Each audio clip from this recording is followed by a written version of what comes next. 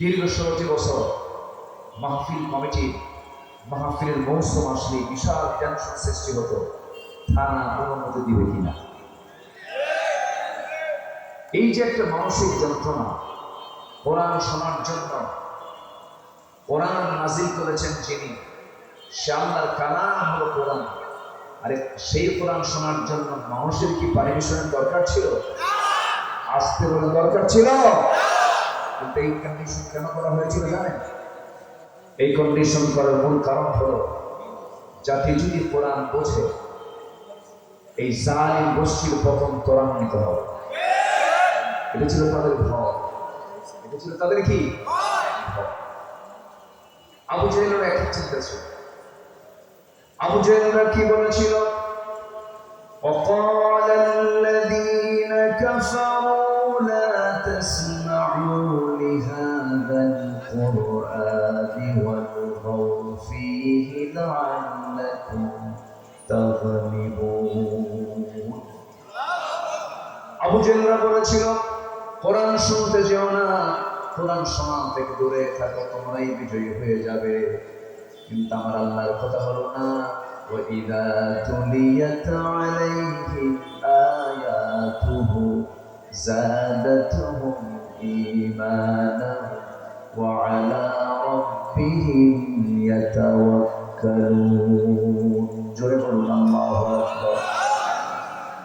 আল্লাহর কথা হলো কোরআন যখন তেলাওয়াত হবে, কোরআন যখন শোনা হবে, ঈমান যদি একটু দুর্বল থাকে, এটা এমন একটা চার্জার, কোরআনের চার্জ যদি কোনো বান্দার ভিতরে চলে আসে, ঈমানটা ডাবল শতগুণে বৃদ্ধি পেয়ে যায়।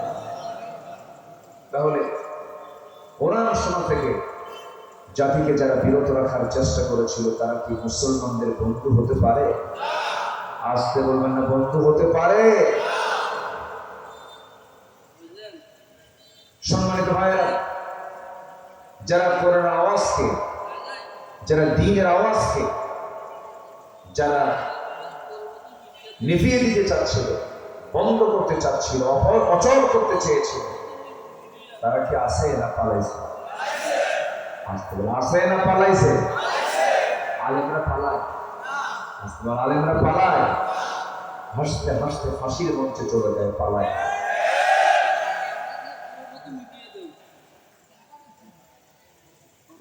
ফাঁসি রায় হয়ে গেছে, রাতে ফাঁসি কার্যকর হবে।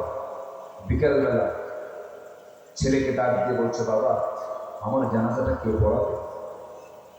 চিন্তা করা যায়। বলতেছে, আব্বা আপনি বললেন আপনার কোন সন্তানটা জানাজা পড়াবে? তো বাবা তুমি আমার জানাজা পড়াবে, তুমি যাবে,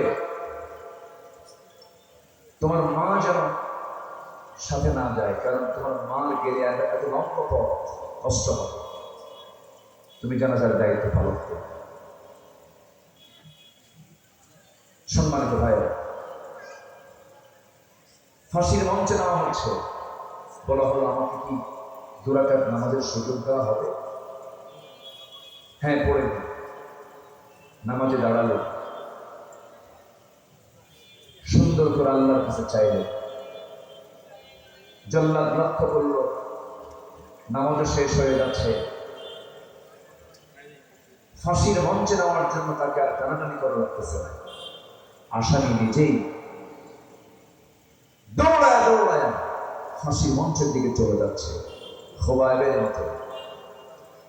বলা হলো এমন আসামি তো জীবনে পাইনি যে মরার জন্য ফাঁসির মঞ্চের দিকে দৌড়াতে থাকে। উত্তর আসলো, আমি তো মরতে যাচ্ছি না, আমি জান্নাতের দিকে দৌড়াতে যাচ্ছি। জোরে বলি সুবহানাল্লাহ।